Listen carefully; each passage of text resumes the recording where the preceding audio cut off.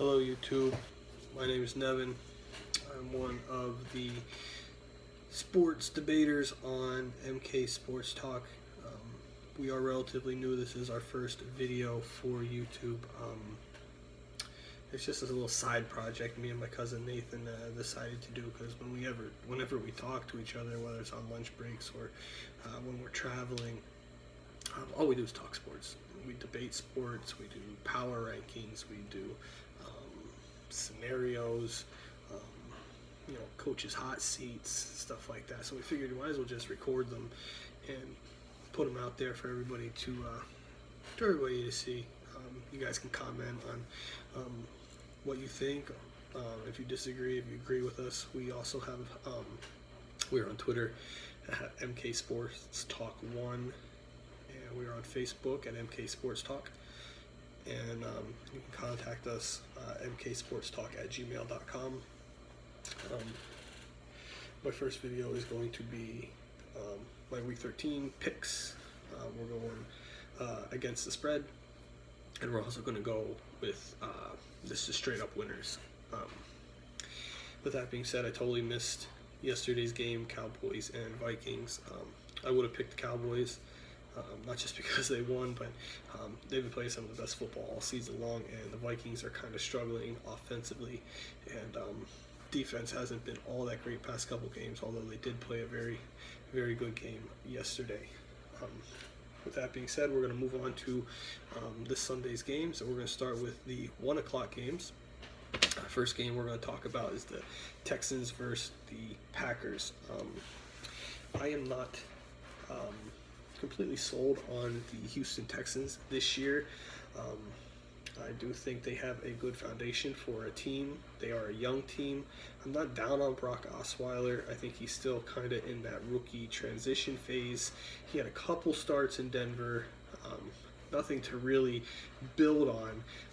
This year is his first full season as a starter, I think, with some off-season work with his new receivers, such as Will Fuller. Once they get some timing down, you're going to see a lot better offense. And once Osweiler gets a little more footwork, a little better footwork, a little bit better accuracy, again, that all comes with working with the same guys over and over and learning to be on the same page with your receivers. I think the Texans will be okay. They are getting 7 points against the Packers. Against the spread this year, the Texans are 5-5-1, and the Packers are 4-6-1. 7 points is quite a bit, but I do think that the Packers win, and not only do they win outright, I do believe that they will win with the spread. I think they win by almost 10. I don't know if it'll be a full 10, but my pick will be the Packers. Go Pack, go. Over the Texans. Some notable injuries, though. Jalen Shrug is out for the Texans. Clay Matthews and Aaron Rodgers are both questionable, although I do think they both play. Moving on, the next game is the Rams versus the Patriots. Rams are 4-7, Pats are 9-2, kind of opposite ends of the spectrum here. This should be an easy week for the Patriots. The Rams are getting 14 points, which is a lot of points for an NFL game. Tavon Austin is questionable for the Rams. Julian Edelman is questionable. So is Tom Brady. And we learned this week that Gronkowski is completely out. I don't care if Edelman, Gronkowski, and Brady are out. There is no way the Los Angeles Rams beat the Patriots. They don't really stand the snowball's chance, to be honest. But I will take the Patriots to win outright. But I am going to take the Rams and the 14 points, just because that's a lot of points. Not too many games anymore in the NFL are won by 14. I do pick the Patriots to win outright, though. Rams do have a good defense. I don't quite see a total 14-point victory, although I do think it'll be in the 10-point area. Next game is Eagles versus Bengals. Eagles are 5-6. Bengals are 3-7-1. Some notable injuries for this game. Ryan Matthews out for Philadelphia. He's been out quite a lot this season. Poor guy just can't seem to stay healthy. AJ Green is doubtful for the Bengals. Eagles are getting 2 points. It's pretty much a draw game. I do think the Eagles come out on top in this game. I think that Doug Peterson put a little bit of fear of God in some people after the embarrassing loss at home to Green Bay. I think the Eagles bounce back strong. Eagles win this game. Next up, kind of a trap game in my opinion, is the Lions versus Saints. Lions come in at 7-4. Saints are 5-6, but the Lions are getting 6 points. Injury note: Marvin Jones is questionable for the Lions, as Mark Ingram is also questionable for the Saints. It's in New Orleans, which kind of is the reason this is a tough one for me, but the Lions getting 6, I think that's a lot of points. I think it'll be more of a shootout type game. I'm gonna go with the Lions. I like the Lions. I think it's a little bit their season to make some noise. So we are going Lions over the Saints. Although I think Drew Brees and company make it a close one. The next game is the Broncos versus the Jaguars.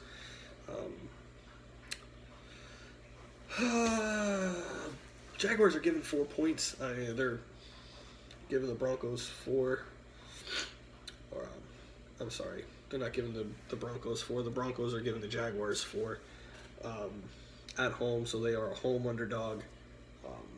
Trevor Siemian is out for the Broncos. You're going to see Paxton Lynch come in. I don't think that makes a difference because Chris Ivory, Alan Hearns, Rashawn Green are all out for Jacksonville. They are playing very underwhelming football. I think Gus Bradley is in danger of losing his job. Julius Thomas also doubtful, not questionable, but doubtful. If he ends up being rolled out, this game is going to end up being a blowout. I do pick the Broncos to win and to cover. Might as well show you my my little picture of the Broncos too, because I hit everybody else up. Broncos to win and cover. Next game is the Chiefs at the Falcons. This is a tough one for me. Chiefs are 8-3, Falcons are 7-4. Very similar type squads record-wise. Chiefs do have that not the Chiefs. The Falcons do have that high-powered offense with Jeremy Maclin, Chris Conley, and Justin Houston all questionable. I'm leaning more towards the Falcons to win this game. Chiefs are getting 5 points, which I think will be enough to cover. So I picked the Chiefs to cover, but I do pick the Falcons for the outright win. I think Julio Jones and Matt Ryan are back on track after that small little debacle in Philadelphia. Let's move on here. We have the Dolphins at Baltimore. Dolphins are playing hot football. I think they're on like a 6-game win streak. Alex Lewis is out for the Ravens. Hayward is out for the Dolphins. Just based on hot streaks, I think the Dolphins are really finding the groove here late in the season. I'm going to stick with the Dolphins. Dolphins getting 4 points. With the points, I think the Dolphins not only cover, but they win outright at home. Joe Flacco and that Baltimore offense is a little underwhelming for me. Next, we have the 49ers at the Bears. This is a game that probably, other than people of the fans of the teams, are going to watch because nobody else cares. Jay Cutler is out. Eddie Royal's questionable for the Bears. It's just not a good game. It's going to be a low-rated game. If blackouts were still available, this game might be blacked out just across the country. 49ers are underdogs, but it's only -1. So basically, it's a draw game. 49ers have yet to be favored in any game this year. but I do think they are due for a win. They're coming in 1-10. Bears are 2-9, but I do think the Niners are due for a win. And where are my 49ers? I don't have a 49ers logo loaded up on my iPad, so here's one. Yes, I do. 49ers, I think, win. Just because they're due. I'm not a fan of Chip Kelly. I am an Eagles fan, so I had to deal with him for about 2-3 seasons. So moving on, Bills Raiders. This is the start of the 4 o'clock game. Raiders 9-2, Bills 5-3. Bills getting 3 points. Sammy Watkins is questionable. Crabtree's questionable. Raiders win this game. I don't think the Bills have the firepower to keep up with the Raiders, even though the Raiders' defense is a little suspect.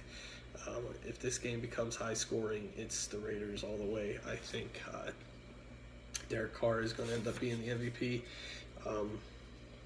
of the league this year. I don't think Dak Prescott will quite steal it from him as long as the Raiders keep winning. Next game, Giants versus Steelers. Giants 8-3 on a 6-game winning streak. Steelers are 6-5. Giants, Shane Vereen's on the IR. Nate Burry is out. Justin Pugh is out. Mark Hirschlick is out. Steelers only have Haywood Bay is questionable. Giants are getting 7 points at Pittsburgh. I think the Steelers win this game, and not only do they win, but they cover. I think this will be a little bit of a blowout game. I think Pittsburgh wins by at least 12. Just Big Ben and Antonio Brown are they're going to be too much for that New York Giants defense, and with everybody that they have out, I don't see that going New York's way. Next game is the Redskins at the Cardinals. Another trap game. Redskins have been playing decent football. They're 6-4-1. They're getting 2 points. Cardinals are 4-6-1. Kind of underwhelming. You would think with all the weapons that the Cardinals have, they'd be a little bit better than their record shows. Jordan Reed is out for the Redskins. That's huge. And Michael Floyd is questionable for the Cardinals. Overall, though, Washington is 8-3 against the spread this year. So I am going to pick Washington to beat the Cardinals at home with the 2 points. They're just going to win outright and cover the spread. I think Washington is in a little bit of a predicament with Kirk Cousins. He is playing under the franchise tag this season, and I don't know if they're going to be in a position to draft a quarterback, so they're going to have a big decision coming with him this offseason. Last 4 o'clock game is the Bucks versus the Chargers. The Bucks are 6-5, Chargers 5-6. Bucks are getting 4 points. Chris Conte is doubtful for the Bucks. Brandon Flowers is questionable for the Chargers. Kind of a little bit of injury update. This all depends on which Chargers defense shows up. I'm going to pick the Chargers to win and to cover. I just think they're an overall better team than the Bucks. But with that Chargers defense, you never know. You can always count, for the most part, on Phillip Rivers showing up and doing his job. Chargers don't deserve Phillip Rivers. He's too good for that organization. Hopefully after the season they trade him or just outright release him. Let him finish on a high note somewhere else, because it's not going to happen in San Diego. The late night game is the Panthers 4-7 at the Seahawks 7-3-1. Seahawks are 5-0 at home. Panthers getting 7 points. Kelvin Benjamin, Luke Kuechly, Ryan Cahill, Kirk Coleman, questionable. Cahill is actually on the IR. Michael Bennett and Paul Richardson are questionable for the Seahawks. Regardless, they have Russell Wilson and that 12th man and that secondary, which is unbelievable. I don't think this is going to be nearly as close of a game. I think the Seahawks win, but they have been known to underperform and play down to their competition this season. So it would not surprise me if this is a little bit closer game than it should be, but I do see the Seahawks pulling it out. Lastly, oh wait, I forgot to show you guys. I've been doing pretty good. Seahawks win outright and cover. I think they do beat them by 7. It'll probably be more towards the 9-point area. Next is the Monday night game, and I think this will be the lowest TV rated game of the season, other than maybe the Niners and the Bears. It's the Colts at 5-6 versus the Jets 3-8. I don't know how this got a Monday night primetime slot, but this is going to be a snore fest. T.Y. Hilton is questionable for the Colts. Brandon Martian questionable for the Jets. Andrew Luck is in the concussion protocol, but I think by Monday he'll be good to go. He'll play. So only because he's going to be good to go, and the Jets are completely clueless at quarterback. They don't know which quarterback to play from week to week. You haven't seen such a debacle since the Cardinals and Kurt Warner and Matt Leinart, where they kept flip-flopping them in and out every series, every possession. Kind of goes with what the Jets are doing here, game to game. I do pick the Colts to win that game. Nobody's going to be watching. I don't even know if fans of the teams are going to be watching. But those are my picks. Comment below. Let me know what you think. Let me know if I'm right on or something you didn't disagree with. If not, see you Sunday.